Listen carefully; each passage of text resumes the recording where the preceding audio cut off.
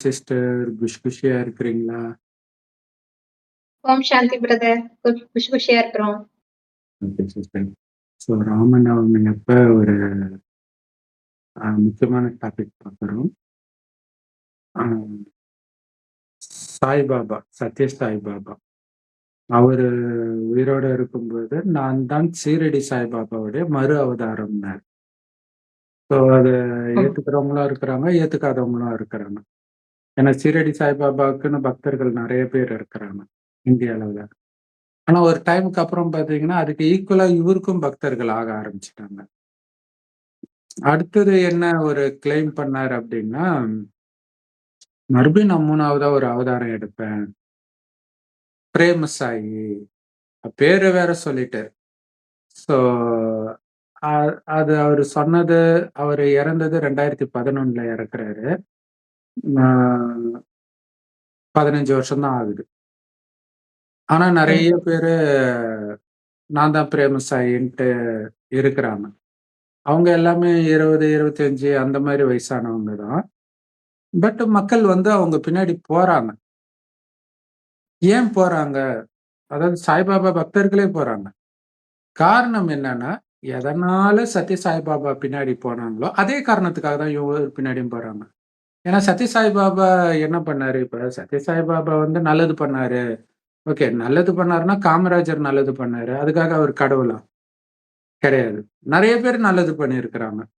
ஆ ஒரு கிராமத்தையே தத்தெடுக்கிறதெல்லாம் நெறைய பேர் பண்ணியிருக்கிறாங்க. அதுக்காக அவங்க கடவுள் கிடையாது. அவங்க வந்து பிலாந்திரபிஸ்ட். காட் கிடையாது. இல்லையா? அப்ப இவர ஏன் கடவுள்னாங்க? இவர் நல்லது பண்ணதுனால கடவுள் சொல்லல.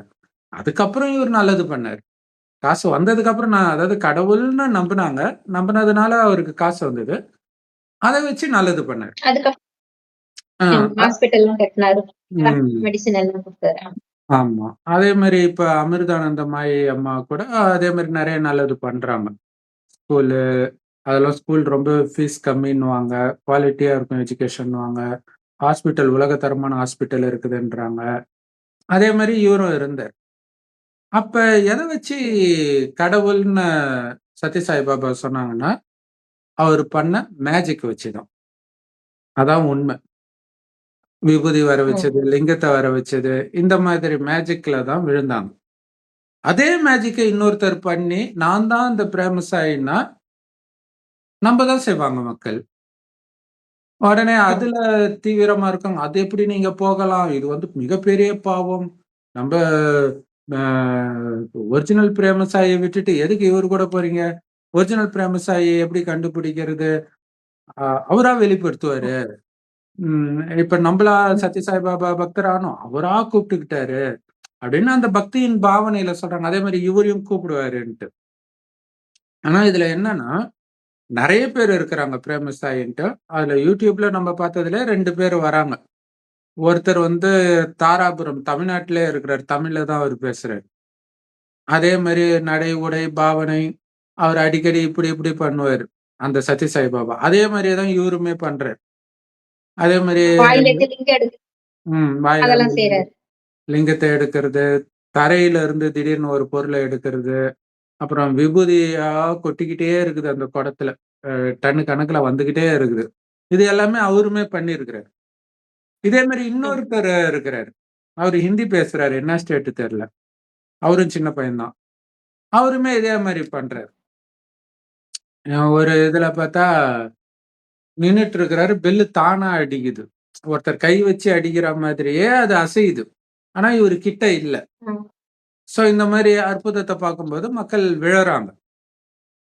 அப்ப நல்லது பண்ணா கடவுள்ன்னு மக்கள் நம்பல. இல்ல ஏன்னா நல்லது பண்ற நெறைய பேர் இருக்கிறாங்க. அவங்களெல்லாம் ஒண்ணும் கடவுள்ன்னு நெனைக்கல. ஆனா இந்த மேஜிக் பண்ணா கடவுள்ன்னு நம்பிர்றாங்க. அப்ப அதே மேஜிக்க இன்னொருத்தர் பண்ணும்போது, கடவுள்ன்னு நம்புனா இவங்களுக்கு ஏன் கோபம் வருது? அவ்ளோ ம். டென்ஷனா ஒருத்தர் பேசியிருப்பார். தீவிர சத்ய சாய் பக்தர். விபூதிய வர வச்சுட்டா அவங்க சத்ய சாய் பாபா ஆயிட முடியுமா? அவ்வளவுதானா நம்ம பக்தி? வேற என்ன உங்க பக்தி? அத வச்சு தான் போனீங்க. வேற என்ன இருக்குது? இல்லையா? சோ, அதனால ஒரு பெரிய கன்ஃப்யூஷன். இப்ப என்ன ஒரு பிரச்சனைன்னா, இயேசுவின் அவரு பேசும்போதே இயேசுவின் 2ஆம் வருகைன்னு சொல்லிட்டு, அதுதான் பிரேமசாயின்னு எடுத்துட்டு வர்றாரு. அடுத்தது ஆஹா. கல்கி பகவான், அதுதான் பிரேமசாயின்னு எடுத்துட்டு வர்றாரு. இம்மார்டல் ரூலர், அதுதான் பிரேமசாயின்னு எடுத்துட்டு வர்றாரு. இதுல என்ன அவரு சொல்லியிருக்கிறாராம், ஒவ்வொரு யுகத்துக்கும் ஒரு அவதாரம். ஆனா கலியுகத்துல மட்டும் 3 அவதாரம் நான் எடுக்கிறேன். 3 ம். ம். ஒண்ணு ஆ சீரடி சாய்பாபா வரும்பொழுது அது சிவரூபமா. சத்ய ம். சாய்பாபா வரும்போது சிவசக்தி ரூபமா. 2 பேரும் இணைஞ்சு ம். இருக்கிறதாம்.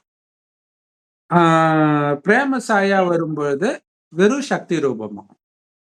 அதுக்கு என்ன விளக்கம் ம். குடுக்குறாரு ம். அப்டின்னா, அவரு வந்து சிவரூபம். சீரடி சாய்பாபா. ஏன்னா, அவரு ம். அவ்ளோ கோபமா அடிக்கலாம் செய்வாராம். அதனால அது ருத்ர ம்ஹ்ம். ரூபமா. சிவன்னா கோபக்காரர்ன்னு இவங்க முடிவு பண்ணிட்டாங்க. ஏன்னா, ருத்ர தாண்டவம் ம். அப்டி காட்டிட்டாங்க இல்லையா? சக்தினா ரொம்ப அமைதியான வடிவமாம். இப்ப காளி எல்லாம் எந்த ரூபம்? இல்லையா? சக்தியோட வடிவம் தானே காளி ரூபம். அது அமைதியானமா. இவரு சத்ய சாய்பாபா வந்து 2மே அமைதியாவும் இருப்பாராம், திடீர்னு டென்ஷன் ஆவாராம். எல்லா ஆன்மீகவாதிகளும் அதான் பண்ணிட்டு இருக்கிறாங்க. அதுக்கு எதுக்கு சிவனையும் சக்தியும் ஒண்ணா சேர்த்து இல்லையா? அதனால 2ம் சேர்ந்து இருக்கிறாராம் அவரு. அடுத்து வர்றது வந்து பிரேமம்னாலே அன்பு இல்லையா? அப்ப அன்பே வடிவமா இருப்பாராம். அதனால அது சக்தி ரூபமா. சக்தினா தாயாம். அப்படி சொல்றாரு அவரு. அப்ப இந்த அ இதுல இன்னும் ஒண்ணு சொல்றாங்க. அவரு முதல்ல முஸ்லிம் குடும்பத்துல பிறந்தாரு சீரடி சாய்பாபா. இவரு இந்து குடும்பத்துல பிறந்திருக்காரு. அது வந்து ஒரு கிறிஸ்தவர், ஒரு இயேசு மாதிரியே ஒரு தோற்றம். அந்த பிரேம சாயிக்கு. ஆஹா. அது வந்து யாருக்கோ ம். ஒரு மோதிரத்த அவரு குடுத்தாராம். அதுல தான் இருந்துச்சாம். அதுலயும் வந்து தெளிவா இல்லையாம். கொஞ்சம் கொஞ்சமா அது வளருது. அப்படி இப்படின்னு என்னென்னமோ சொல்றாங்க. அத கேட்டா காதுல புகை வருதுன்னுவாங்க இல்லையா? அந்த மாரி அந்த சாய்பாபா பக்தர்கள்ல பேச்சாளர்கள் இருக்கிறாங்க பாருங்க. அவங்க பேசுறது வந்து மனிதர்கள மயக்கிற மாதிரி இருக்கும். அவங்களுக்கு அது ஒரு ம். Special gift. பயங்கரமா சத்தம் போட்டு வேற பேசுவாங்க. கிறிஸ்தவர்கள் மாதிரியே. ஆ ஆக்சுவலா சாய்பாபாவே அந்த மாரி தான் பேசுவார். சத்ய சாய்பாபாவே சத்தம் போட்டு தான் பேசுவார். அதனாலயோ என்னவோ தெரியல, அவருக்கு பேரலிசிஸ் அட்டாக்கும் வந்துச்சு. ஒரு 10 நாள் கிட்ட ஃபுல் பேரலிசிஸ்ல இருந்தாரு. என்னடா கடவுளுக்கே பேரலிசிஸான்னு நக்கல்லாம் பண்ணாங்க. அதுக்கப்புறம் அவரு சரியாயிடுச்சு. அது அவர் உட்கார்ந்திருக்கும்போது ஏதோ ஒரு பையன் மேலேருந்து கீழ விழுந்துட்டான். சின்ன பையன். ம். இடுப்புல அடிபட்டுருச்சு அது அப்படின்னு அதுக்கப்புறம். கேள்விப்பட்டேன். ஆமா. அது அதுக்கப்புறம் ஆஹ. அதுக்கப்புறம் தான் சேர்ல உட்கார்றது. இது வந்து சின்ன வயசுலயே அவருக்கு பேரலிசிஸ் அட்டாக் வந்திருக்குது ஒரு டைம்ல. வந்து ஒரு 10 நாள் ம்ஹ்ம். இருந்திருக்குது. சோ இதெல்லாம் வந்து ம். அது தீவிர பக்தர் சொல்லும்போது, கடவுளுக்கே பேரலிசிஸா அப்டின்னா, அது ஒரு சூழல். இப்ப அர்ஜுனனும், கிருஷ்ணரும் தீவிர நண்பர்கள். ஒண்ணா தான் இருக்கிறாங்க. எப்ப வேணாலும் கீதைய சொல்லியிருக்கலாம். பட் அந்த யுத்த ம். சூழல்ல சொல்லணுமாம். அந்த மாரி பேரலிசிஸ் அட்டாக் ம். முடிஞ்சு ஒரு சில விஷயங்கள அவரு சொல்றாராம். அப்டின்ட்டு அந்த பாவனையில அவங்க சொல்றாங்க. ஆ அதாவது ஒரு ஒரு அவதாரம்னு தானே சொல்றாங்க. இந்த சாய்பாபா, சீரடி சாய்பாபா, சத்யபாபாலாம். அது எதுக்காகன்னா, ஒரு இறைவனோட திருவிளையாடல் மாரின்னும் சொல்லலாம். அது ஏன்னா மக்கள் வந்து ஒரு அதர்மம் தலை தூக்குது. மக்களோட விகார எண்ணங்கள்லாம் அதிகமாகும்போது ஒரு வன்மம், பொறாமையினால ஒரு சமுதாயத்த அடக்குற மாரி, சீரடி சாய்பாபா காலத்துல அதுதான் நடந்தது. ரொம்ப இந்த பண்ணையார்களோட ஆதிக்கம் ஜாஸ்தியா இருந்தது. ஏழை மக்கள்லாம் கஷ்டப்பட்டாங்க அந்த சீரடியில. அந்த மாரிலாம் கஷ்டமா அத காமிப்பாங்க. அப்ப வந்து பகவானே வந்து காப்பாத்த மாட்டியான்னு தாய்மார்கள்லாம் ரொம்ப வேண்டுவாங்க, ஏங்குவாங்க. அப்ப வந்து சீரடி சாய்பாபா வந்து எல்லாருக்கும் ஒரு அறிவுரை சொல்லி, எல்லாரையும் வழி நடத்துற மாதிரி ஒரு மகானா வருவாரு. இந்த மாரி ஒரு அதர்மங்கள்லாம் தலை தூக்கி வரும்போது, ஒரு பக்தி பாவனையில அவங்கள மனச படுத்தி கொஞ்சம் நிம்மதிய குடுக்கறதுக்காக தான் இந்த மாரி மகான்கள்லாம் பிறவி எடுக்குறாங்க அப்படின்னு சொல்லுவாங்க. இந்த மாரி ஒரு ஒரு காலகட்டத்திலயும் மக்கள் அமைதி இல்லாம ரொம்ப குமுறலோட ஒரு வேண்டிய எப்படியாவது நமக்கு விடுதலை நமக்கு கிடைக்காதா? நமக்கு ஒரு நிம்மதியான வாழ்க்கை கிடைக்காதான்னு புலம்பும்போது, இப்படி ஒரு இவங்கலாம் வரும்போது, சரி இவங்களால தான் நமக்கு ஒரு விமோசனம் கிடைக்காதா? அப்படிங்கிற ஒரு பக்தி பாவனையில இருக்கும்போது, அதுக்கு தகுந்த மாரி இவங்களும் வந்துடுறாங்க. இவங்க வரும்போது அவங்களுக்கு அப்படியே அபிமானியா மாறிடுறாங்க. அவங்க என்ன செஞ்சாலும் அவங்க மனசுக்கு புடிச்சு போயிடுது. இப்ப நமக்கு பிடிச்ச நடிகர் என்ன செஞ்சாலும் அவங்களுக்கு சப்போர்ட் பண்ணி பேசுவாங்க இல்லையா? அதே மாரி அவங்களுக்கு இந்த மனசுக்கு அப்படியே அந்த உணர்வால ஒன்றி போயிடுறாங்க, அந்த மகான்களோட. அவங்க கொஞ்சம் இது செய்யவும் இவங்களுக்கு ரொம்பவே பிடிச்சிருது. ம். அப்படியே மனசுல டச் ஆயிடுது அவங்களுக்கு. அவங்களுக்கு பிடிச்ச மாரியே நடந்துக்கிறாங்க. இவங்க எப்படிலாம் இருந்தா அவங்க கடவுள்னு நெனைக்கிறாங்களோ, அப்படிலாம் அவங்க பண்றாங்கன்ன உடனே, அது மேல ஈடுபாடு வந்துருது. அவங்க மேல வந்த ஈடுபாடுனால அவங்களையே கடவுளா மதிச்சு வேண்டுதல் ஆரம்பிச்சுடுறாங்க. இவங்களோட பக்தி பாவனை அதுக்கு தகுந்த மாரி பாசிட்டிவா நெனைக்கிறது, அது கொஞ்சம் பாசிட்டிவாவே இவங்களுக்கு நடக்குது. உடனே அவருனால தான் நமக்கு எல்லாம் நடக்குது. அப்படின்னு ஒரு மனப்பான்மை வந்துருது. அப்புறம் கூட கொஞ்சம் அப்படியே அபிமானியாவே மாறிடுறாங்க. மாறி கடவுளோன்னு நெனச்சு கும்பிடுறாங்க இல்லையா? அப்ப வந்து கடவுளுக்கு என்ன?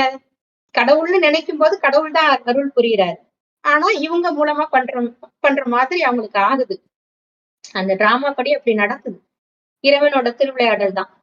இப்ப வாசல்ல ஒருத்தங்க வந்து ஒரு ஒரு எக்ஸாம்பிளுக்கு தான் சொல்றேன். ஒரு தர்மம் கேட்டு ஒருத்தங்க வராங்க. வீட்டுக்குள்ள பெரியவங்க உட்கார்ந்துருக்காங்க. ஒரு பிள்ளைகிட்ட காசு குடுத்து தர்மம் பண்ணிட்டு வா, போட்டு வா அப்படின்னு சொல்லி அனுப்புறோம். அந்த பிள்ளை போய் போட்டுட்டு வருது. உடனே நீ மகாராஜனா இருக்கணும். உனக்கு எவ்வளவு தாராள மனசு அப்படின்னு சொல்லுவாங்க இல்லையா? வாங்குனவங்க, தர்மம் வாங்குனவங்க. வாங்க. அப்ப அந்த பிள்ளையா குடுத்தது இல்ல. உள்ள இருக்கிற பெரியவங்க அது மூலமா குடுத்திருக்கிறாங்க. அது மாரிதான். இறைவன் வந்து அப்பப்ப மக்கள வந்து அமைதிப்படுத்துறதுக்காக, இப்படி ஒரு தூதுவர் மாரி கொஞ்சம் கொஞ்சம் பேரு அந்தந்த இடத்துக்கு வராங்க. அவ்வளவுதான். ஆனா கரெக்ட். அவங்களே அந்த கடவுளா மாறிட முடியாது. ஆனா அவங்க கடவுள் அப்படின்னு நெனச்சுக்கிறாங்க. கண்டிப்பா. இதுல என்னன்னா, ஆ இத வந்து நெறைய பேரு நக்கல் அடிச்சு, அவர் பண்ற அந்த மேஜிக் ம். எல்லாம் நக்கல் அடிச்சு நெறைய படம்லாம் வந்திருக்கு. எம்ஜிஆர் காலத்திலேயே ஒரு படத்துல பார்த்திருக்கிறேன். அந்த விபூதி வந்து இந்த இது அவருமே இந்த மாதிரி ட்ரெஸ்ஸு கை ஃபுல்லா மறைக்கிற மாரி இருக்கிறதுனாலயும், இப்படி வச்சு அப்படியே கையில விபூதி வருதுன்னா நம்பலாம். இப்படி இப்படி மெஜிஷியன் தானே இப்படி பண்ணுவாங்க. இப்படி கண்ண சுத்தி. அப்படி பண்ணி, அப்படி எடுத்து, அப்படி பண்ணும்பொழுது, அது கண்டிப்பா அது ட்ரிக்கா இருக்கிறதுக்கான வாய்ப்பு அதிகம். இல்லையா? அதே ஆமா. நேரத்துல அது வந்து ம். பெரியார் யூனிவர்சிட்டில கூட அத செஞ்சு காமிச்சாங்க.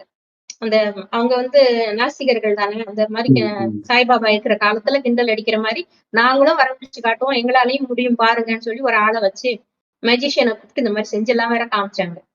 கரெக்ட். வேணும்னு அவங்க இப்பவுமே நக்கல் பண்றது. சிற்பின்னு ஒருத்தர் வந்து இத பண்ணிட்டு இருக்கிறாரு. பெரியார் கட்சிக்காரங்கள்ல. ஆ அடுத்தது வந்து லிங்கம் எடுக்கிறது, மண்ணுக்குள்ள இருந்து ஏதாவது சிலை எடுக்கிறது, இதெல்லாம் அவரும் அந்த சத்ய சாய்பாபாவும் பண்ணாரு.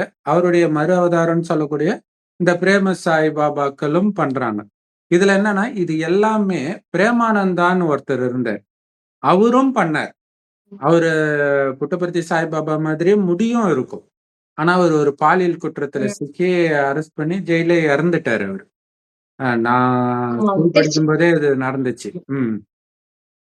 சோ இதுல ம். என்னன்னா, இதுல என்ன ஒரு ஆச்சரியம் என்னன்னா, இது வந்து ஏமாத்து விஷயமா? ஆ அல்லது ட்ரிக்கா?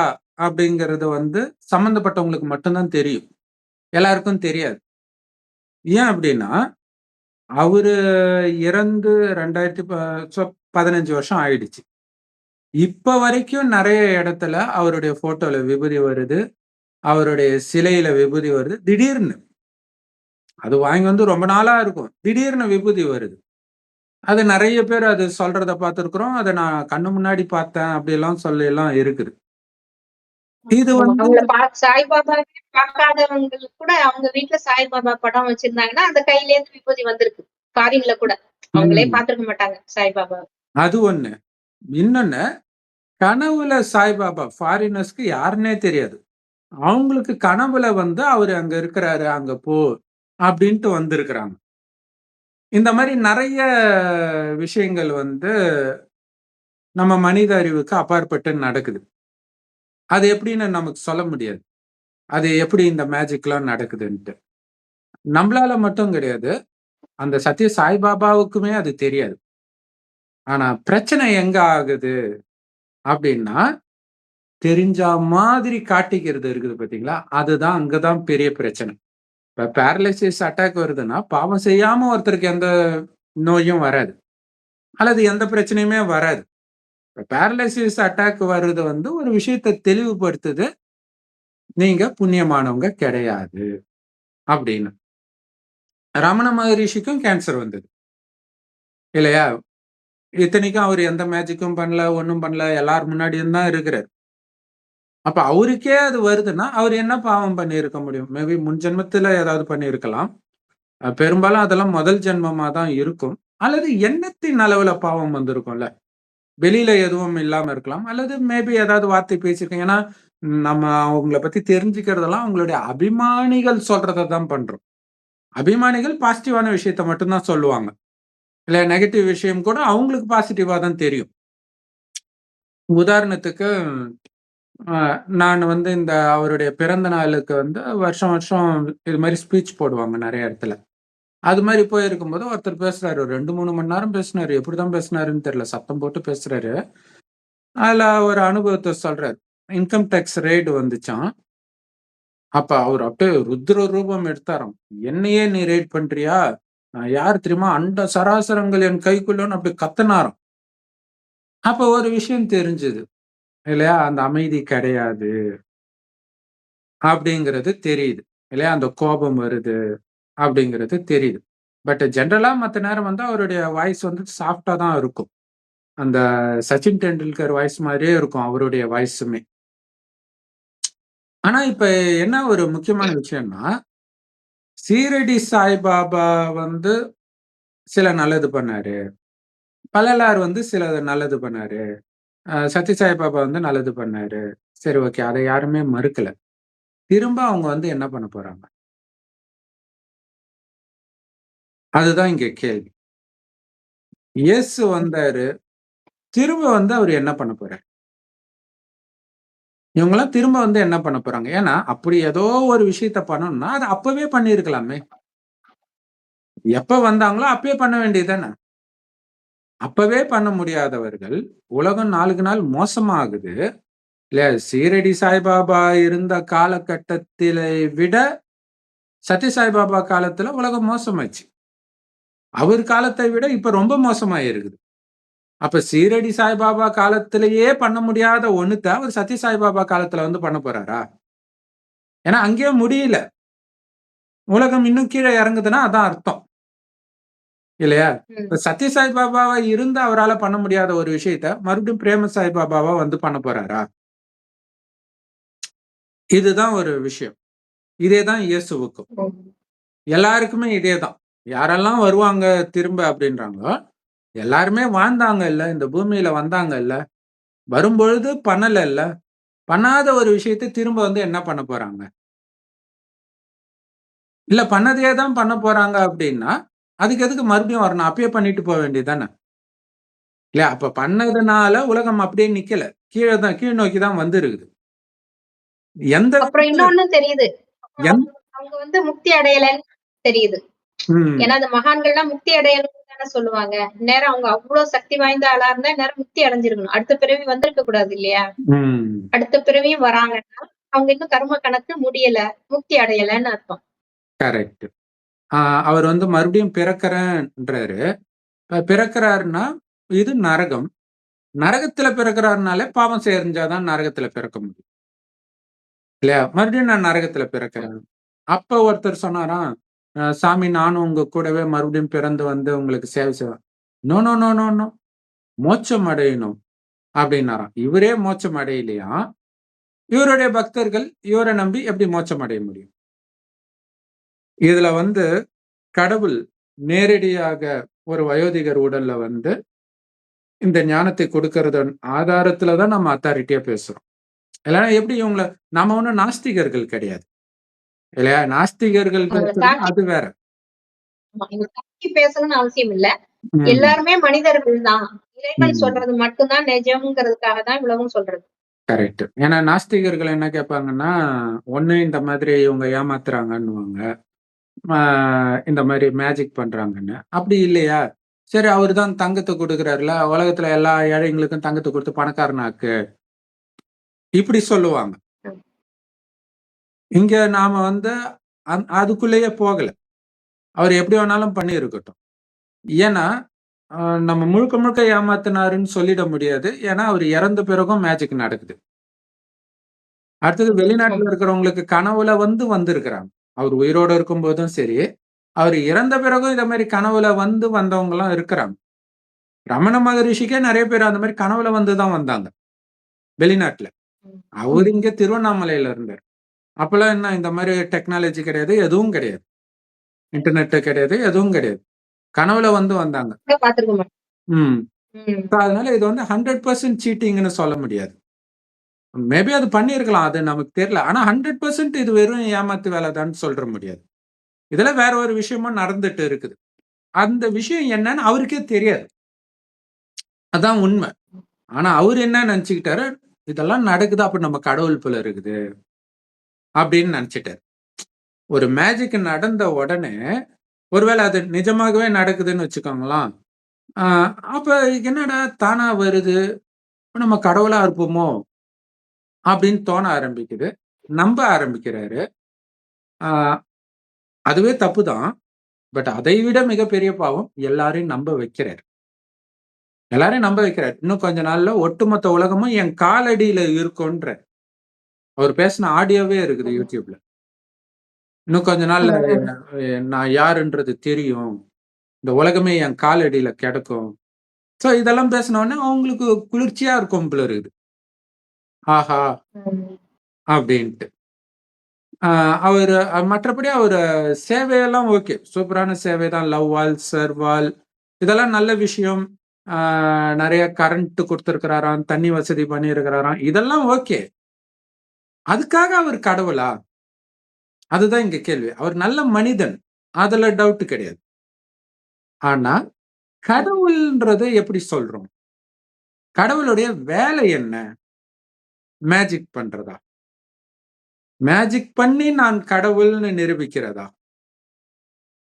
ஏன்னா கடவுள் வரும் பொழுது நிறைய பேர் தன்னை கடவுள்னு சொல்லிக்குவாங்க. அந்த டைம்ல தான் கடவுள் வருவார். இதுதான் பெரிய சேலஞ்ச் இல்லையா? ஆளாளுக்கு அங்கேயும் அந்தி கிறிஸ்து நிறைய இருக்கும்போதுதான் கிறிஸ்துவின் 2ஆம் வருகை வரும் அப்படின்னு சொல்லியிருப்பாங்க. அது எல்லாமே ஒரே விஷயத்தை குறிக்குது. அது எந்த விஷயத்தை குறிக்குதுன்னா கடவுள் வர்றதை பத்தி குறிக்கிறது. கடவுள்னு சொல்லிக்கிறவங்க வர்றதை குறிக்கல. அதுதான் அங்க முக்கியமான விஷயம். ஒரிஜினல் கடவுள் வரும்போது இது வரைக்கும் கடவுள்னா என்னென்னலாம் இருக்கும்னு நினைச்சாங்களோ அது எதுவுமே இருக்கு. ஏன்னா அது ஒரிஜினல் கடவுளுடைய வேலை கிடையாது. விபூதியை வர வைக்கிறதோ, லிங்கத்தை வர வைக்கிறதோ. ஏன்னா லிங்கத்தை வாய் வழியா எடுக்க வேண்டிய அவசியம் என்ன? உலகத்துல எங்கேயுமே லிங்கம் கிடைக்காம போயிடுச்சா? இல்ல விபூதியை கை வழியா கொடுக்க வேண்டிய அவசியம் என்ன? உலகத்துல எங்கேயுமே விபூதி இல்லாம போயிடுச்சா? இல்லையா? இதுல இன்னும் ஒரு சிலர் இருக்கிறாங்க. சாப்பிட மாட்டாங்க, தண்ணி குடிக்க மாட்டாங்க. உடனே அவங்க தான் கடவுள். வருஷக்கணக்கா அவர் எதுவுமே சாப்பிடல தெரியுமா? அவர் சாப்பிடலன்னா இது கடவுளுக்கு டெஃபினிஷனா? உலகத்துல எங்கேயுமே சாப்பாடு இல்லையா? அப்ப இருக்க வேண்டிய அவசியம் என்ன? ஏன்னா கடவுள் சாப்பிட மாட்டாரு, அதனால நாங்களும் சாப்பிடல. இப்படியெல்லாம் மனிதர்கள் அதாவது என்ன ஒரு சாரம் என்னன்னா, ஒரு எல்லாராலையும் பண்ண முடியாத ஒண்ணத்தை பண்ணிட்டா கடவுள். அப்படி புரிஞ்சுக்கிறாங்க. ஆனா கடவுள் எல்லாராலையும் பண்ண முடியாத ஒரு விஷயத்த பண்ணதான் செய்யறார். ஆனா எல்லாராலையும் பண்ண முடியாத விஷயத்த பண்ற. யாராலையும் பண்ண முடியாத விஷயத்த. ஏன்னா சத்ய சாய்பாபா கடவுள்னு சொல்லிட்டு லிங்கத்தை எடுக்கிறாரு, விபூதி கொடுக்கிறாரு. ஆனா இது வெறும் மேஜிக்னு சொல்லிட்டு கோயம்புத்தூர்ல ஒரு சகோதரர் எவ்வளவோ உயரத்துல பறக்கிறார். ஊரே பாக்குது. எப்படின்னே தெரியல. இப்ப வரைக்கும் அது எப்படின்னே தெரியல. அது பாட்டுக்கு அப்படியே எல்லாம் அண்ணாந்து பாக்குறாங்க. ரொம்ப ஃபேமஸா டிவில எல்லாம் போட்டாங்க. அப்ப அது என்னன்னா அப்படி பண்ணிட்டா அவங்க கடவுளா? அவரே சொல்றாரு அது மேஜிக்னு. 2 பேருக்கு என்ன வித்தியாசம்னா அவர் உண்மையை சொல்றாரு. இவரு ஒண்ணு பொய் சொல்றார், இல்ல தெரியாத ஒண்ணு தெரிஞ்ச மாதிரி காட்டிக்கிறார். இல்ல ஒருவேளை அது உண்மையிலே வந்துச்சுன்னா அது எப்படி வருதுன்னு அவருக்கு தெரியாது. இன்னும் கூட விமர்சனம் சொல்லுவாங்க. அது எப்படி அப்படியே அழகா அந்த டிசைனா வருமா செயினு? அவருடைய இது போட்டே வருமா? அப்படியெல்லாம் கேட்பாங்க. சோ அதெல்லாம் யோசிக்க வேண்டிய விஷயமாகவும் இருக்குது. ஆனாலும் மனிதர்கள் என்னன்னா, அவங்க கண்ணு முன்னாடி விபூதி அவங்க வீட்ல வருதே! அதுதான் அந்த நம்பிக்கைய வர வைக்குது. இப்ப கூட முருகன் கண்ண திறந்தாரு அப்படின்னு வந்துச்சுல்ல, அங்க யாரும் ஏமாத்துறது கிடையாது. இது கீதையில இதுக்கான ஆன்ஸர் இருக்குது. என்ன இருக்குதுன்னா, சிறு தெய்வங்கள் மூலமாக அவங்கவங்க பக்தி பாவனைக்கு ஏற்ப, அவங்கவங்க ஆசையை நான் தான் நிறைவேத்துகிறேன் அப்படின்னு கடவுள் சொல்லுவார். ஆனா அந்த கடவுள் யாருன்றது பெரிய கன்ஃப்யூஷன். கிருஷ்ணர் சொன்னதா நெனச்சுக்கிட்டாங்க கீதைய. அவரும் தேகதாரி தான். எந்த அப்பா, அம்மா உடம்புல மூலமாக பிறந்த யாரும் கடவுள் கிடையாது. உடல் கொண்ட யாரும் கடவுள் கிடையாது. அதனால தான் அவர பார்க்க முடியல. ஆனால் அதுக்காக கடவுளே இல்லன்னு அர்த்தம் கிடையாது. அவரு இருக்கிறார். அவரே சொன்னா தான் அது தெரியும். இல்லையா? அன்னதானம் போட்டுட்டா கடவுளா? இல்லையா? இப்ப உமாராணி சிஸ்டர் பயங்கரமா அன்னதானம் பண்றாங்க. அதுக்காக அவங்க கடவுளா? அவங்க நான் தீவிர சிவபக்தைன்றாங்க. அவங்க தன்னை கடவுள்ன்னுலாம் சொல்லல. ஆனா அதையே போட சொன்ன வள்ளலார இவங்க கடவுளாக்கி விட்டாங்க. இந்த மாரி ஒவ்வொருத்தரையும் கடவுளாக்கிட்டாங்க. ஒரு நல்லது செஞ்சுட்டா உடனே கடவுள் ஆக்கிடுறாங்க. நம்மளால பண்ண முடியலப்பா. அவங்க பண்றாங்க. அப்ப அவங்க கடவுள். அவங்க தெய்வம். அப்படி வந்துடுறாங்க. ஆனால் கடவுள் என்ன பண்றாரு அப்படின்னா, இந்த உலகத்தையே அப்படி திருப்பி போடுறார். அது என்ன திருப்பி போடுறார் அப்படின்னா, இன்னைக்கு உலகம் எப்படி இருக்குதோ, எங்க பார்த்தாலும் பாலியல் குற்றம் நடக்குது. பாரதத்திலேயே நடக்குது. மற்ற இடத்துல நடக்குதான்னு தெரியல. பட் இங்க பயங்கரமா நடக்கிறத பார்க்கிறோம். கடவுள் பாலியல் குற்றம் மட்டும் இல்ல. காமம்னா என்னன்னே தெரியாத ஒரு உலகமாக மாத்துறார். குறிப்பாக பாரதத்தை மாத்துறார். இத கடவுள் மட்டும் தான் பண்ண முடியும். அவரு பண்ணிட முடியுமா? சத்ய சாய் பாபா பண்ணிட முடியுமா? வள்ளலார் பண்ணிட முடியுமா? இல்ல யார் வேணாலும் பண்ணிட முடியுமா? யாராலயுமே பண்ண முடியாது. அதுக்கு தான் கடவுள் வரார். கடவுள் வர்றது இறுதியில வரார். இறுதியில வராருன்றத விட அவர் வரும்போது அது இறுதி. ஏன்னா அவர் வந்த பிறகு உலகமே மாறப்போகுது. ஏன்னா இங்க இறுதின்றது காணாம போயிட போறது இல்ல உலகம். இது காலச்சக்கரம். 5,000 வருட காலச்சக்கரம். கலியுகத்துடைய இறுதி 100 வருடம் கடவுள் வரார். ஏன்னா இது முடிஞ்ச உடனே சத்தியுக சொர்க்கம் ஆகுது. ஏன்னா கடவுள் அப்படி மாத்துறார். நரகமாக இருக்க நரகத்துக்கும் சொர்க்கத்துக்கும் வித்தியாசம் என்னன்னா காமம், கோபம், பற்று, பேராசை, சுயநலம் எல்லாம் நிரம்பிய உலகம் நரகம். அதனால துக்கமும் வருது, தண்டனை. விதவிதமான கொரோனா போன்ற நோய்கள், ஏழ்மை எல்லாமே பார்க்கிறோம். இது எதுவுமே அங்க இருக்காது. பாவம் இருக்காது. அதனால தண்டனையும் இருக்காது. அதுக்கு பதிலாக அளவற்ற செல்வம், அவ்வளவு அழகா இருப்பாங்க. ஆண்களும் பெண்களும் அவ்வளவு அழகா இருந்தாலும் மனசு சின்ன சலனம் கூட படாது. அப்படி மாத்துற வேலையத்தான் கடைசி 100 வருடம் பண்றாரு. எப்படி பண்றாரு? ஜூ மந்திரகாளி போட்டா? இல்ல. கொஞ்சம் கொஞ்சமா ஞானத்த சொல்லி, சொல்லி, சொல்லி, சொல்லி நம்மள மாத்துறாரு. அப்படி என்ன ஞானத்த சத்ய சாய் பாபா சொன்னாரு திரும்ப வர்றதுக்கு? அப்படி ஒரு விஷயத்த அவர் சொன்னாருன்னா, திரும்ப அவர் வர வேண்டிய அவசியம் என்ன? இல்லையா? கடவுள் கடைசி 100 வருடம் வராரு. சத்யுகத்தின் தேவதைகள தான் இன்னைக்கு நாம கோயில் கட்டி கும்பிடுறோம். இந்துக்கள். சிவன தவிர அத்தனை பேரும் சொர்க்கத்தில் வாழ்ந்தவர்கள். இப்ப எங்க போனாங்கன்னா, எங்கேயும் போல. மறுஜென்மம் எடுத்து எடுத்து 2500 வருஷம் கழிச்சு இதே பூமி நரகமாகும்போது பாவம் செய்ய ஆரம்பிச்சுடுறாங்க. வேற யாரும் இல்ல. நாம தான். சொர்க்கத்துல ஏன் காமம், கோபம் இல்லன்னா, அவங்க தங்கள உடல்ன்னு நினைக்க மாட்டாங்க. உடல் உணர்வுல இருக்க மாட்டாங்க. இந்த உடலை இயக்கக்கூடிய அழிவற்ற ஆத்மா நான்ற உணர்வுல இருப்பாங்க. ஒருவரை ஒருவர் ஆத்மான்னு பார்ப்பாங்க. ஆத்மா பூர்வ மத்தியில நட்சத்திரம் மாரி ஜொலிக்குது. அதனால தான் இங்க பொட்டு வைக்கிற பழக்கம் இருக்குது. அந்த ஆத்மா தான் கண் வழியா பாக்குது, வாய் வழியா பேசுதுன்ற உணர்வு இயல்பா இருக்கும். நாம இப்ப முயற்சி பண்றோம். ஆனா, அங்க இயல்பாகவே இருக்கும். கொஞ்சம் கொஞ்சம் கொஞ்சமா ஆத்மான்றத மறந்த உடனே உடல் உணர்வுக்கு வந்துருவாங்க. அப்பதான் காமம், கோபம்லாம் கொஞ்சம் கொஞ்சம் கொஞ்சமா வருது. அது வர வர யுகம் மாறுது. 100% ஆத்ம உணர்வுல இருக்கும்போது அது சத்யுகம். அதாவது ஆத்மாவுடைய சத்தியமான குணத்துல இருக்குது. அடுத்தது திரேத்தா யுகம். கொஞ்சம் அதோடைய குணங்கள் குறையுது. பாவம் செய்யல. பட் அந்த பவர் குறையுது ஸ்லைட்டா. துவாபர யுகம் வரும்போது நரகம் ஸ்டார்ட் ஆகுது. பாவம் தொடங்குறாங்க. அடுத்தது கலியுகம் வரும்போது பாவம் அதிகமாகுது. கலியுகத்தின் இறுதி அதிவேகத்துல போகுது. இன்டர்நெட் எல்லாம் பார்க்கிறோம். பாலியல் குற்றங்கள் எல்லாம் பயங்கரமா போயிட்டு இருக்குது உச்சத்துல. இந்த நேரத்துல தான் இறைவன் வர்றார். இந்த நேரத்துல நெறைய பேர் தன்னை கடவுள்ன்னு சொல்லிக்கிறாங்களா? சொல்லிக்கிறவங்களே காமத்திலயும் விழறாங்களா? அதானே பார்க்கிறோம். சுத்தி அததான் பார்த்துட்டு இருக்கிறோம். அப்ப அப்ப பாருங்களேன், தன்னை கடவுள்ன்னு சொல்லிக்கிறாங்க. பட் அதே நேரத்துல அவங்களால காமத்துல விழாம இருக்க முடியல. அவங்களுக்கு ஒருவேளை ஸ்பெஷல் பவரே இருந்திருந்தாலுமே கூட, அவங்களால இந்த கலியுகம் அவங்களையும் விழ வைக்குது. அந்த மாதிரி ஒரு உலகத்துல இறைவன் வந்து அவருக்கு சமமா நம்மள தூய்மையாக்குறார். எத்தனை பேர சத்ய சாய்பாபா அவர மாதிரி ஆக்குனார். எத்தனை பேரை இயேசு அவர மாதிரியே ஆக்குனார். யாருமே மாத்தல. ஆனா கடவுள் அவர மாதிரியே நம்மள மாத்துறதுனால தான் நமக்கும் சேர்த்து கோயில் கட்டுறாங்க. இல்லையா? ஏன்னா இப்ப இப்ப வந்து நாம மாறுறோம். அப்படி யாரெல்லாம் மாறுறோமோ பிறரையும் மாத்துறோம் இந்த ஞானத்தை கொடுத்து. அப்படி எத்தனை பேரை சொர்க்கத்துக்கு அழைச்சிட்டு வர்றதுக்கு நாம பொறுப்பாகிறோம். அதிக பேர அவங்களுக்கு தான் கோயில் கட்டுறாங்க.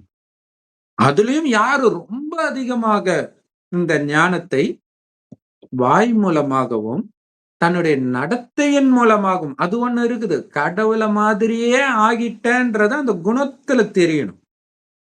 இல்லையா? அப்படி குணத்தின் மூலமாக வெளிப்படுத்துறது தான் பைபிள்ல வந்து எப்படி பிதா எப்படி இருப்பாருன்னு கேட்கும்போது, என்னை கண்டவன் பிதாவை கண்டான்றார். அப்படின்னு அர்த்தம். அவர மாதிரியே நான் மாறி இருக்கிறேன் பாருன்னு அர்த்தம். நான் கடவுள்னு அர்த்தம் கிடையாது. இவங்க அப்படி புரிஞ்சுக்கிட்டாங்க. சோ அது எல்லாமே இப்ப இந்த கடைசி 100 வருடம் இறைவன் ஒரு வயோதிகர் உடல்ல வந்து குடுக்கிறார் இந்த ஞானத்தை. அந்த வயோதிகருக்கு பிரம்மான்னு பேர் வைக்கிறார். அந்த பிரம்மாவாய் வழியே இந்த ஞானத்தை கேட்கிறவங்க தான் பிரம்மா குமார், குமாரிகள். அந்த பிரம்மகுமாரிகளை இறைவன் மாத்துறதுடைய நினைவு தான் பைபிள்ல உள்ள கதை, ராமாயணத்துல உள்ள கதை எல்லாமே. குரானு, மகாபாரதம் எல்லாமே. சோ அதுதான். இங்க என்ன செய்தி? செய்திய சொல்ல வரார். இல்லையா? ஒரு தண்ணி குடுக்குறாங்க. ஆக்சுவலா மிஸ்டர் பீஸ்ட்ன்னு இருக்காரு. உலகத்துல நம்பர் 1 ஃபேமஸான யூடியூபர். அவரு ஆப்பிரிக்கால நெறைய இடத்துக்கு தண்ணி குடுத்திருக்கிறார். அவருடைய சொந்த காசுல. இது முக்கியம். இப்ப இவருக்கு டொனேஷன் வந்தது. இவர் ஒண்ணும் சம்பாதிக்கல. ஆனா மிஸ்டர் பீஸ்ட் அவருடைய சொந்த காசுல ஆப்பிரிக்கால நெறைய கிராமத்த தத்தெடுத்து பண்ணிட்டாரு. அப்ப அவர் கடவுளா? இல்லையா? அதே மாரி இங்க கூட ஆந்திராவுல தான் நெனைக்கிறேன். சாய் தீபக்ன்னு ஒருத்தர் யூடியூபர். அவரும் நெறைய பேருக்கு இதே மாரி உதவி பண்ணுவாரு. அத ஏன் சொல்றேன்னா, அவங்க நல்லவங்க. ஆனா கடவுள் கிடையாது. இல்லையா? கடவுள் அவருக்கு ஈக்குவலா கடவுளை விட நல்லவர் யாரும் கிடையாது. அவருக்கு ஈக்குவலா நல்லவங்களா மாத்துறார். எந்த அளவுக்கு நல்லவங்க? கடவுளுக்கு உடம்பு கிடையாது. அதனால தான் ஒரு வயோதிகர் உடல்ல வரார். சோ உடம்பே கிடையாதுன்னா, கண்டிப்பா அவருக்கு காமம்னா என்னன்னே தெரியாது. அப்ப உடல் கொண்ட நம்மையும் ஆத்ம உணர்வுக்கு வர வச்சு காமம்னா என்னன்னே தெரியாம மறக்க வைக்கிறார். அதனால தான் சொர்க்கத்துல அவ்வளவு ம். அழகா இருந்தாலும் காமம்னா என்னன்னே தெரியாது. அங்க இருக்கிற யாருக்குமே, குழந்தைக்கு மட்டும் இல்ல. வயோதிகர் அங்க குழந்தையே எப்படி பிறக்கும்னா, கணவனும் மனைவியும் நமக்கு ஒரு வாரிசு வேணும்னு நினைக்கும்போது மனைவி கர்ப்பமாவார். அந்த அளவுக்கு பரிசுத்தமாகத்தான் அங்க இருக்கிற அத்தனை பேரும் இருப்பாங்க. அந்த மாரி சத்ய சாய் பாபா மாத்திட்டாரா எல்லாரையும்? அவருடைய பக்தர்கள மாத்திட்டாரா? சோ இதுக்கு தான் கடவுள் வர்றது. இது மனிதன் பண்ண அவரு முடியாது. அதுதான் சொல்றேன். இது கடவுள் என்ன சொல்றாரு? ஆத்ம அபிமான நிலைக்கு வாங்க. உடல் அபிமானியா இருக்கிறீங்க இப்போ. உடல் மேல ம். அந்த அபிமானம் இருக்கிறதுனால தானே இவ்ளோ தப்பு நடக்குது. இவ்ளோ ஆசை, பற்று எல்லாம் வருது. தான் குடும்பம், தன்னோடது, தன்னோடதுங்கிற அந்த பற்றுலாம் உடல்ன்னு நினைக்கிறதுனால தான். அந்த உடல் அபிமானத்த விட்டுட்டு ஆத்ம அபிமானியா ஆகுங்க அப்படின்னு கடவுள் சொல்லிட்டே இருப்பாரு. இது கடவுள் ஆத்மான்னு கொடுக்கிற புரிஞ்சுகிட்டு அந்த இதுதான் கடவுள் கொடுக்கிற இதான் செய்தி. கடவுள். இதான் செய்தி. அந்த செய்தியை எடுத்துட்டு வந்து கொடுக்கிற தூதர்கள் தான் நாங்க. இப்ப இறை தூதர்ன்றது நாம தான். இல்ல இயேசு தான் இறை தூதர், நபி தான் இறை தூதர். சரி என்ன செய்தி? என்ன செய்தி சொன்னாங்க? கடவுள் ஒருவரே. அதான் எல்லாருக்கும் தெரியுமே. இயேசு தான் கடவுள். ஓகே. அத நம்புறவங்க தான் கிறிஸ்தவர்கள். அது ஒரு செய்தியா? இல்லையா? நபி தான் கடைசி இறை தூதர்ன்னு நம்புனா அவங்க முஸ்லிம். இயேசு தான் கடவுள் நம்புனா அவங்க கிறிஸ்டியன். பட் செய்தி என்ன? எல்லோருக்குமான செய்தி என்ன? கடவுள் சொல்றாரு, உடல் உணர்வுல வந்து கீழ விழுந்துட்டீங்க. இப்ப உடல் உணர்வுல இல்லாம ஆத்ம உணர்வுல வரும்பொழுது மீண்டும் சத்யுகம் வருது. நம்பர் 1 யுகமாக மாத்துறார். ஏன்னா, இப்ப கிருஷ்ணர் வந்து இறைவனுக்கு ஈக்குவலா தூய்மை ஆனவங்க தான் அங்க கிருஷ்ணரா பிறக்குறாங்க. ஆனால், ஆ அங்க கீதையும் சொல்லல. ஆ அங்க வந்து மகாபாரத யுத்தமும் நடக்கல. அவங்க வந்து துவாபர யுகத்துக்கு கிருஷ்ணர எடுத்துட்டு வந்துட்டாங்க. அவரு என்ன பாவம் பண்ணாரு? துவாபர யுகத்துல பொறக்கறதுக்கு. இல்லையா? இப்பதான் தூய்மையாகி சத்யுகத்தின் ஆரம்பத்துல பிறக்கிறவர். குழந்தை பருவத்துக்கு பேரு கிருஷ்ணர். பெருசான பிறகு நாராயணன். அந்த ராஜ பதவி பேரு. அதனால தான் அவரு பேரு சத்திய நாராயணன். சத்யுகத்து நாராயணன். அவங்க மனைவிய கூட சத்தியபாமான்றாங்க பாருங்க. யாராவது சத்திய சீதா, ம்.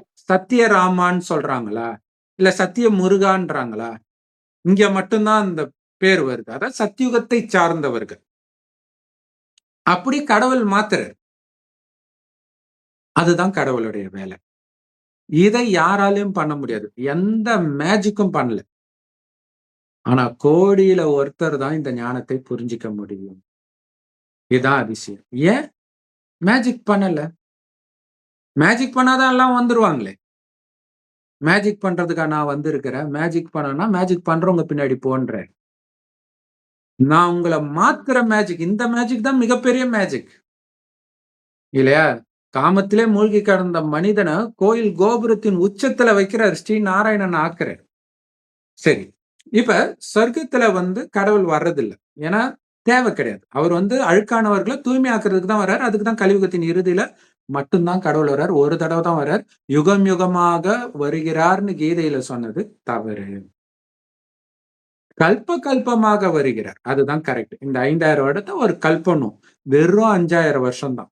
அவங்க சொன்ன மாரி லட்சக்கணக்கான வருடங்கள் கிடையாது. கல்பத்தின் ஆயுளு. மொத்தமே 5000 வருஷம் தான். 1250 வருடம் தான் ஒவ்வொரு யுகமும். சமமாக தான் இருக்கும் எல்லாமே. அதனால தான் ஸ்வஸ்திக் சிம்பலே. இன்னும் கேட்டீங்கன்னா, உலகத்தையே நாம கிறிஸ்துவுக்கு முன், கிறிஸ்துவுக்கு பின்னுன்னு பிரிக்கிறோம். அப்ப எப்ப பிரிப்போம்? கரெக்ட்டா நடுவுல வச்சு தானே பிரிப்போம். அப்ப 2000 வருஷம் ஆயிடுச்சுன்னா, அதுக்கு முன்னாடி 2000 இல்ல முன்ன பின்ன இருக்கும். 3000 வருஷம் இருக்குது. அவ்வளவுதான். லட்சக்கணக்கான வருடங்கள் கிடையாது. ஆனா உலகம் எப்பயுமே இருக்குது. ஆனா கலியுகம் சத்யுகமாக மாறுது. அதுக்கு நடுவுல நடக்கிற உலகழிவுன்றது சத்யுகமாக புதுப்பிக்கிறதுக்காக நடக்குது. இதுக்காக தான் கடவுள் வருகிறார். அப்ப இந்த ஞானம் யாருக்கு பிடிக்கும்? இது இது ஒரு முக்கியமான விஷயம். ஏன்னா, கண்ணு முன்னாடி காட்சி காட்டுனா எல்லாரும் தான் நம்புவாங்க. எல்லாரும் அப்படித்தானே. லிங்கத்த பார்த்தாங்க, ஊழ்ந்துட்டாங்க. விபூதிய பார்த்தாங்க, விழுந்துட்டாங்க. முஸ்லிம் மதத்துல இந்த மாரி மேஜிக் நம்பாதீங்கன்னு இருக்கும். கிறிஸ்தவ மதத்துல இதெல்லாம் பிசாசு பண்ணுதுன்னுவாங்க. ஒரு விதத்துல அது உண்மைதான். ஏன் அப்படின்னா, 2 வழிதான். ஒண்ணு கடவுளுடைய வழி, மனித வழி தான் சாத்தானுடைய வழி. அப்ப அததான் பிசாசுன்றாங்க. அது கரெக்ட் தான். இப்ப கடவுள் வந்து அந்த மேஜிக் பண்ண வரல.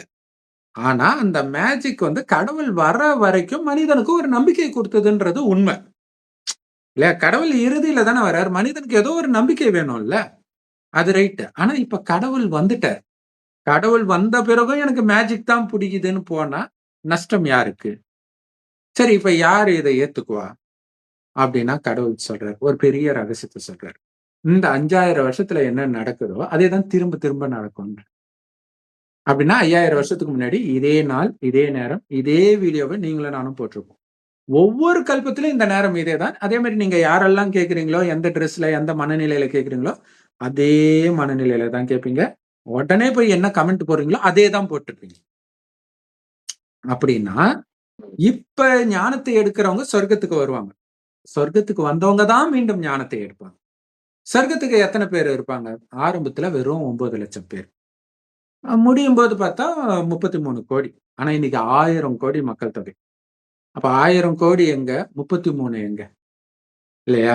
அதுல ஆரம்பத்துல 9,00,000 பேர் தான். சோ அப்ப அவங்க தான் வந்து எடுப்பாங்க. அவங்களுக்கு தான் இதுதான் உண்மைன்னு தெரியும். அது இயல்பாகவே அது அப்படிதான். ஏன்னா அவங்க சொர்க்கத்துல இருந்தாங்க. ஒவ்வொரு கல்பத்திலயும் இறைவன அடையாளம் கண்டுபிடிச்சாங்க. மறுபடியும் போயிடுவாங்க. இதுல ஒருத்தர் அது சொன்னாரு. ஆத்மால பதிவாயிருக்கு அந்த ரெக்கார்டு. ஆமா. ம். இந்த ஆத்மால தான் மனசு, ரெக்கார்டு 3மே இருக்கு. சம்ஸ்காரம் அப்படிங்கிறது கரெக்ட். ரெக்கார்டு பதிவுகள். இந்த கரெக்ட். பதிவுகள் தான் மறுபடியும் மறுபடியும் வந்து இது கொஞ்சம் தெரிஞ்ச உடனே அந்த இது தூண்டப்படுது. அந்த பதிவு புதுப்பிக்கப்படுற மாரி அது வெளியில வருது. எமர்ஜ் ஆகுது. உடனே அத ஃபாலோ பண்ண ஆரம்பிக்கிறாங்க. நம்ம தூய்மையாகணும் அப்படின்னு சொல்லிட்டு வர்றவங்க எல்லாம் தேவர்களா மாறுறாங்க. மத்தவங்கலாம் இதெல்லாம் நான் நம்ப மாட்டேன். அப்படிங்கிறவங்கலாம் முக்தி அடைஞ்சுதான் ஆகணும். எல்லாரும் பரந்தாமத்துக்கு வந்துதான் ஆகணும். உடல் எடுத்தவங்க உடல் அழியதான் போகுது. ஆனா ஆத்மா அழியாது. திருப்பியும் வரதான் போகுது. இந்த டிராமா அப்படியே அவங்க எப்ப பிறக்கணுமோ, எப்ப பிறவி எடுக்கணுமோ, அப்ப எடுக்கதான் போறாங்க. அப்ப அது வரைக்கும் டெம்பரவரியா முக்திக்கு போகணும். முக்திக்கு போகணும்னா கஷ்டப்பட்டு போக்கூடாது. அப்ப கடவுள பரந்தாமத்துல ஒளி ரூபமா இருக்காரு அப்படின்னு நம்ம நினைக்கதான் அவங்க முடியும். முக்தி அடைய முடியும். அந்த ஒரு மெசேஜையாவது எடுத்துக்கணும். இல்லையா? எல்லாருமே. கரெக்ட். இங்க வந்து அப்ப கடைசி நேரத்துல கஷ்டப்படாம. இப்ப சத்ய சாய்பாபா வந்து எல்லா மதங்களையும் நேசிச்சாரு. சரி, அவர் நேசிச்சாலும் நேசிக்காட்டினாலும் எல்லா மதத்துக்கும் என்ன சொன்னார்? கடவுள் எல்லா மதத்துக்கும் பொதுவானவர் தான். இப்ப எல்லா மதத்துக்கான ஒரு செய்தி சொல்லணும். என்ன செய்தி? Love all serve all. சரி. அவங்க பண்ற லவ் வந்து மனித இனம் அது வந்து சமூக சேவகர்கள் பண்றதுதான் ஆல்ரெடி. இல்ல நெறைய பேரு அது மாரி ஏழைகளுக்கு சாப்பாடு போடுறதுல இருந்து நெறைய விஷயம் ஏழைகளே பண்றாங்க. ஆனா கடவுள் ஆன்மீகம்னால ஆத்மாவுக்கு நன்மை செய்றவர்ன்னு அர்த்தம். உடம்புக்கு கிடையாது. சாப்பாடு என்ன ஆத்மாவுக்கு போடுறோமா? உடம்புக்கு போடுறோமா? இல்லையா? அப்ப ஆத்மாவுக்கு சொல்றாரு. உடம்புன்னு நெனச்சு அது ஆழமா பதிவாயிடுச்சு. அந்த பதிவ ஃபுல்லா அழிக்கணும்னா, அவன் உடம்பு கிடையாது ஆத்மான்னு உணர்ந்து, ஆத்மாவின் தந்தை சிவபரமாத்மாவ செவ்வானத்துல நட்சத்திரம் மாரி சதா நினைவு பண்ணிக்கிட்டே இருங்க. யார பார்த்தாலும் ஆத்மான்னு பாருங்க. அப்படின்னு சொல்றாரு. இப்ப என்னன்னா, அந்த சாய்பாபா பக்தர் பேசுறாரு.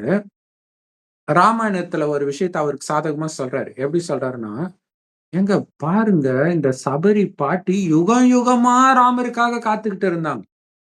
நாம பிரேமசாயிக்காக உருகி காத்துக்கிட்டு இருக்க வேண்டாமா? அவரு வந்து சொல்வாருல்ல, நீ எவ்வளோ வெயிட் பண்ணன்னு." ஆக்சுவலா அது ஆத்மா பத்திய விஷயம் அது. இல்லையா? ஆத்மாக்களாகிய நாம சொர்க்கத்துல சாமிலாம் கும்பிட மாட்டோம். ஏன்னா துக்கம் இருக்காது. ஏன்னா இங்க சாமியா நினைக்கிறவங்களாகத்தான் நாம அங்க இருப்போம். இன்னொன்னு சிவனை பற்றியும் அங்க நினைப்பு இருக்காது. ஏன்னா துக்கம் வரும்போது தான் அப்பாவ நினைப்போம். நரகத்துல வரும்போது தான் கொஞ்சம் துக்கம் வரும்போது தான் கோயில்லாம் கட்ட ஆரம்பிக்கிறோம். அப்படி உலகத்திலே கட்டின முதல் கோயில் தான் சோமநாதர் ஆலயம். குஜராத்ல இருக்கிறது. உலகத்திலே அதிகமாக இடிக்கப்பட்டு மீண்டும் மீண்டும் எழுப்பப்பட்ட ஆலயம் அதுதான். இதோடைய நினைவு தான் பைபிள்ல வந்து சாலமன் கட்டின கோயிலாக சொல்லுவாங்க. பாருங்க சோமநாதர், அங்க சாலமன். சரி. ஆ இப்ப பக்தி தொடங்குது. 2500 வருடமாக ஆத்மாக்கள் பக்தி செஞ்சுக்கிட்டே இருக்குது. ஒவ்வொரு உடம்பா எடுத்து எடுத்து. ஆனா எல்லாத்தையும் இழந்துகிட்டே வருது. அப்ப ஆத்மாவுடைய வயோதிக நிலைன்னு காட்டுறது தான் இந்த சபரி பாட்டின்னு காட்டுறாங்க. அப்ப அங்க ராமர்ன்றது திரேதா யுகத்துல ராமர் இருப்பாரு. அவர பத்தி சொல்லல. சிவன் சொல்றாங்க. ஏன்னா அங்க ராமர்ன்னு சொன்னதுடைய அர்த்தம் என்ன? ராமராஜ்யம், ராவண ராஜ்யம்னா காமம், கோபம், பற்று, பேராசை, அகங்காரம். இந்த 5 விகாரம் ஆணிடமும், இதே 5 விகாரம் பெண்ணிடம் உள்ள இணைந்த ரூபம் தான் 10 தலை ராவணன். அவனுடைய ராஜ்யம் தான் கடந்த 2500 வருடமா இந்த பூமியில நடக்குது. நமக்குள்ள அவன் இருக்கிறான். நமக்குள்ள கடவுள் கிடையாது. எல்லாருக்குள்ளயும் சாத்தான் தான் இருக்கிறான். மனசுல அந்த எண்ணங்கள். அதை அழிக்கிற வழியத்தான் இறைவன் வந்து சொல்றாரு. உடம்புன்னு நினைச்சாதானே காமம் வரும், கோபம் வரும்.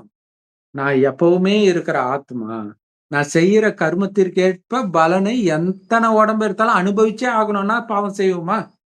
அதுக்குதான் ஆத்மான்னு உணர்ந்து சிவ பரமாத்மாவின் நினைவுல இருங்க. இருக்க மற்றவர்களுக்கும் சொல்லிக் கொடுங்க. மற்ற எதுவும் நம்ம பண்ணிட முடியாது.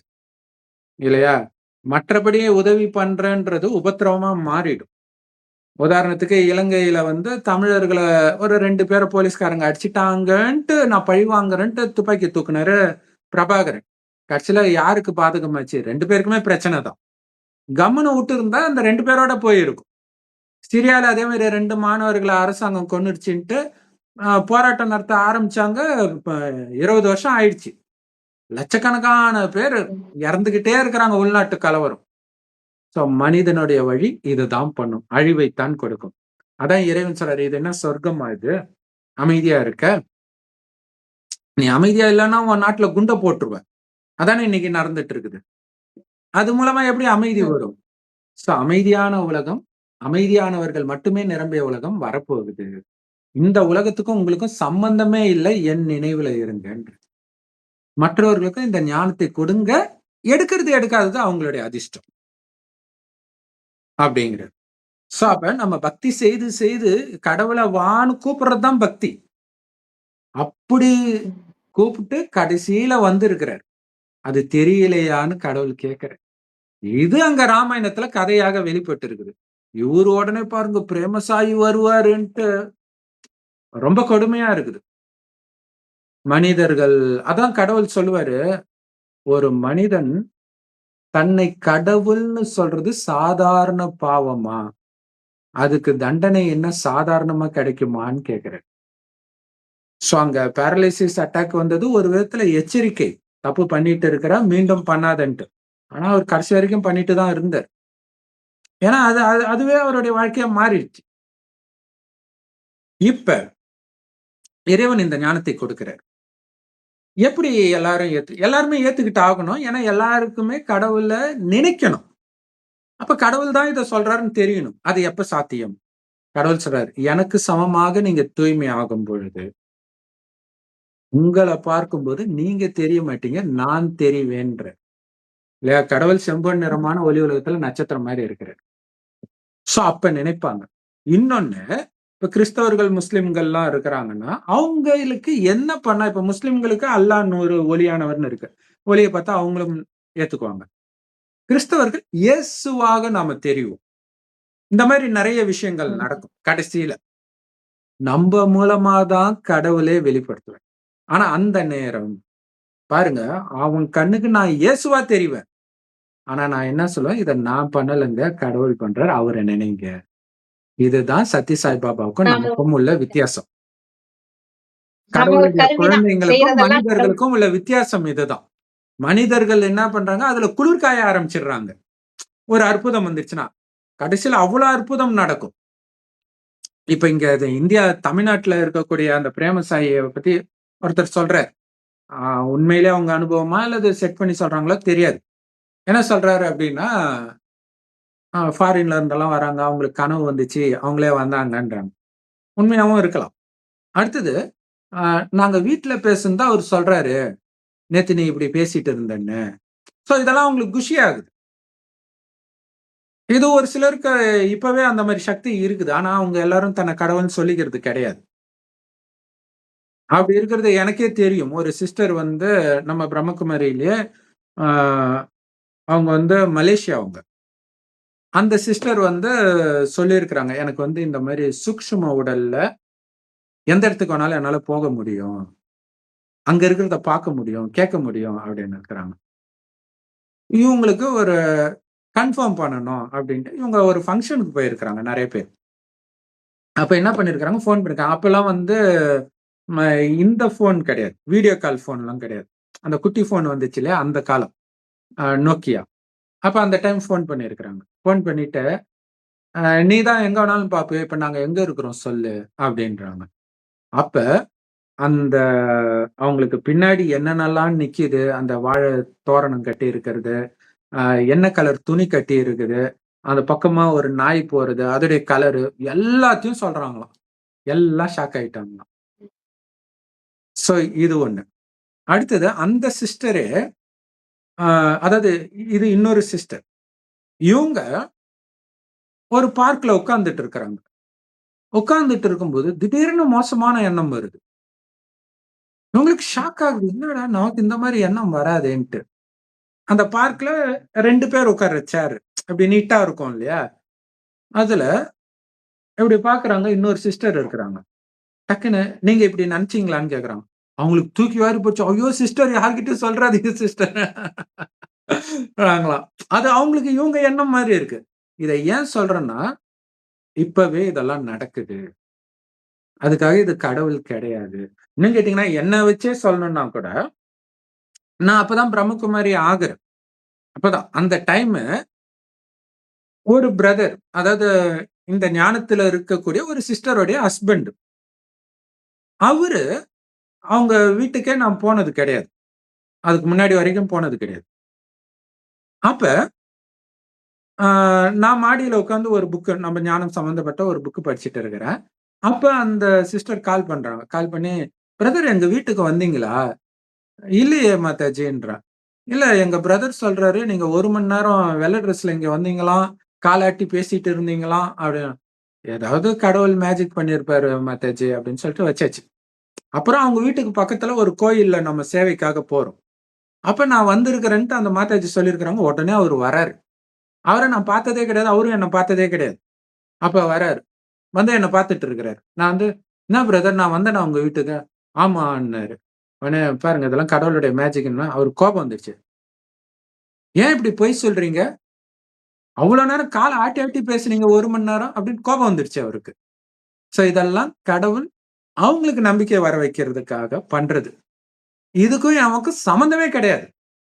என்ன நடந்துச்சுன்னே தெரியாது. இத்தனைக்கும் அப்ப நான் வந்து அப்படியே பக்காவாயிட்டேன்லாம் சொல்ல முடியாது. அப்பதான் ஆகியே இருக்கிறேன். இறைவனுடைய குழந்தையாவே. அதனால இந்த மேஜிக்க வந்து கடவுள் பல காரணங்களுக்கு யூஸ் பண்ணுவாரு. அதுக்காக யார் மூலமா யூஸ் பண்றாங்களோ அவங்க கடவுள் கிடையாது. ஆனா இன்னைய வரைக்கும் அப்படி மாத்திக்கிறாங்க. ஆனா இந்த விதத்துல கிறிஸ்தவர்கள வந்து நம்ம பாராட்டணும். ஏன்னா அவங்க என்ன சொல்றாங்க, கர்த்தரின் நாமத்தினால்ன்னுவாங்க.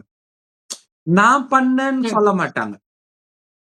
அது ஒரு பெரிய விஷயம். ஆனா இங்க இந்து மதத்துல தான் கொஞ்சம் அற்புதம் நடந்தா நான் தான் கடவுள்ன்னு சொல்லிர்றாங்க. அதான் பிரச்சனை. சோ இப்ப நம்ம சொல்றதுல ஒருத்தர் மாறுனாலும் மாறுவாங்க. ஏன்னா தேவதைகள் பார்ப்பாங்க. அதுவும் இவ்வளோ நேரம் பார்க்குறாங்கன்னா, சத்தியமா தேவதை ஆத்மாவா இருந்தா தான் பார்க்க முடியும். 51 நிமிஷம் ஆயிருது இல்லையா? சோ ஏன்னா தேவதை ஆத்மாவுக்கு தான் இது புடிச்சு இழுக்கும். ஏதோ உண்மை இருக்கிற மாதிரி இருக்குதே! அவங்க தீவிர சாய்பாபா பக்தரா கூட இருப்பாங்க. ஏன்னா ஞானம் கிடைக்கிற வரைக்கும் எங்கேயாவது இருந்து தான ஆகணும். அப்ப இது ஏதோ கரெக்ட்டா இருக்குது. பக்தி அல்லது அவங்க மைண்ட்ல இருக்கிற கேள்விக்கு பதில் வந்துடும். அந்த பக்தி முடிஞ்சு தான் ஞானம் வரும் அப்படின்னு கடவுளே சொல்லியிருக்காரு. அதனால அந்த பக்தி கணக்கெல்லாம் முடிக்கணும். யார் யார் மேல பக்தி இருக்கோ அதெல்லாம் முடிஞ்சு தான் அந்த ஞானம்ங்கிறதே புரியும். கரெக்ட். ஆக்சுவலா நம்ம வந்து அவரு போலியானவர்ன்னு நிரூபிக்கிறது நம்ம வேலை கிடையாது. ஏன்னா அப்படி நிரூபிக்கிறதா இருந்தா அவர் 97 வயது 96 வயதுல இறப்புனாரு. 84 வயதிலே இறந்துட்டாரு. சோ அது நம்மளுடைய வேலை ம். கிடையாது. ஒரிஜினல் கடவுள் ஒருத்தர் இருக்கிறாரு. அவர் போகவே போறாரு. ஏன்னா கடைசி 100 வருடம் தான் வந்து 90 வருஷம் ஆயிடுச்சு. இன்னும் எவ்வளவு நாளைக்கு மனிதர்கள் பின்னாடி இந்த மாதிரி அற்புதத்து பின்னாடியே போயிட்டு இருப்பீங்க?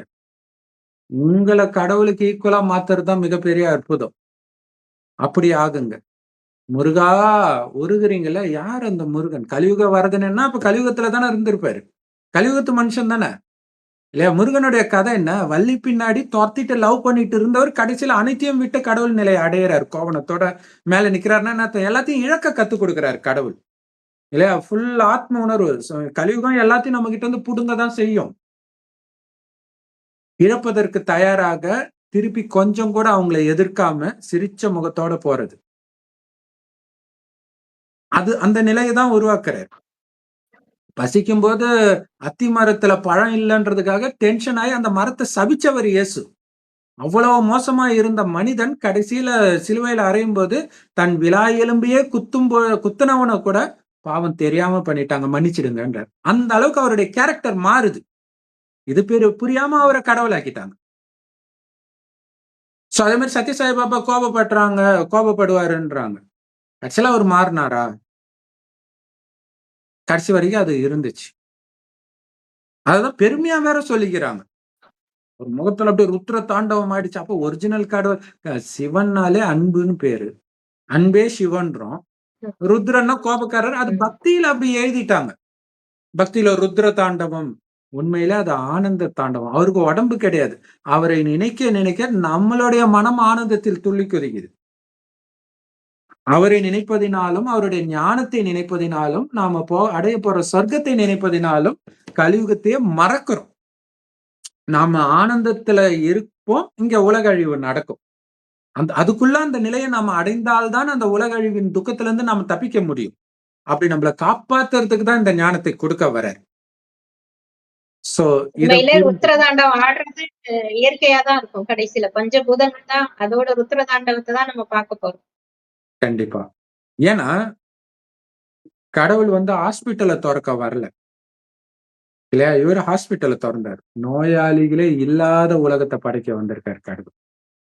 சொர்க்கத்துல சின்ன தலைவலி கூட இருக்காது. அதுதான் கடவுளுடைய வேலை இல்லையா? சோ மத்ததெல்லாம் தற்காலிகமான தீர்வு கொடுக்க கடவுள் தேவையில்ல. அதுக்கு டாக்டர் போதும். கடவுள் நிரந்தர வைத்தியர். அதனாலதான் அவர் பேர் வைத்தீஸ்வரர். நோயே இல்லாத உலகம். ஆனா அதுக்கு என்ன பண்ணணும்? நம்மள 2500 வருஷமா புடிச்சிருக்கிற இந்த 5 விகார நோயை அழித்தால் மத்த எல்லா நோயும் போயிடும்ன்ற.